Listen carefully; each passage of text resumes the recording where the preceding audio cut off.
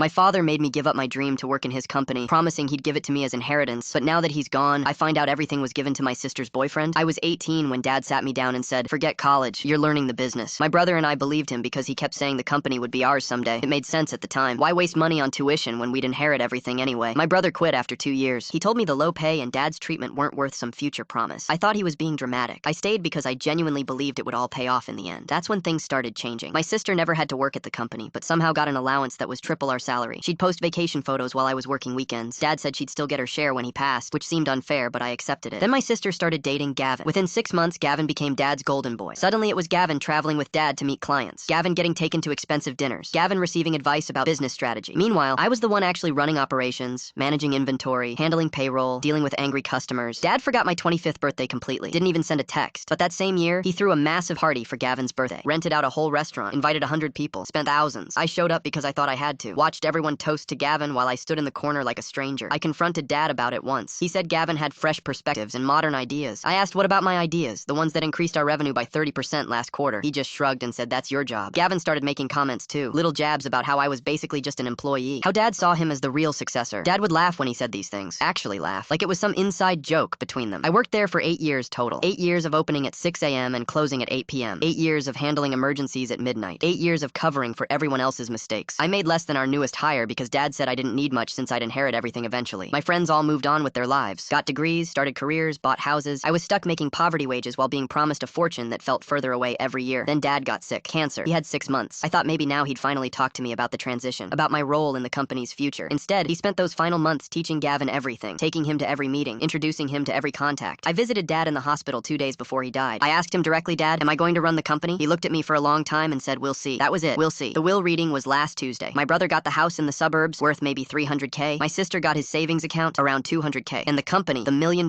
company I'd sacrificed my entire 20s for, went 80% to Gavin. The remaining 20% was split between my sister and brother. I got nothing, not even a mention. My sister actually smirked at me across the lawyer's office. Gavin wouldn't even look at me, but I could see him trying not to smile. My brother seemed shocked, but didn't say anything. I walked out before anyone could speak to me, drove home in silence. Sat in my apartment that night surrounded by 8 years of wasted time. The next morning, I started making calls. First to our 3 main suppliers. Told them I was leaving and strongly suggested they get payment up front for any new orders because management was changing. 2 of them pulled their contracts within 48 hours. Then I called our biggest clients, the ones I'd built relationships with over years of late-night calls and problem solving. Set up coffee meetings with each one. They asked where I was going. I told them the truth, starting my own company, and I'm taking everything I learned with me. 4 of them signed agreements that week. Gavin called me screaming about contract interference. I reminded him I never signed a non-compete because Dad always said family doesn't need contracts. My brother called yesterday, said Gavin is panicking because revenue is already down 40%, asked if I'd consider coming back. I laughed and hung up.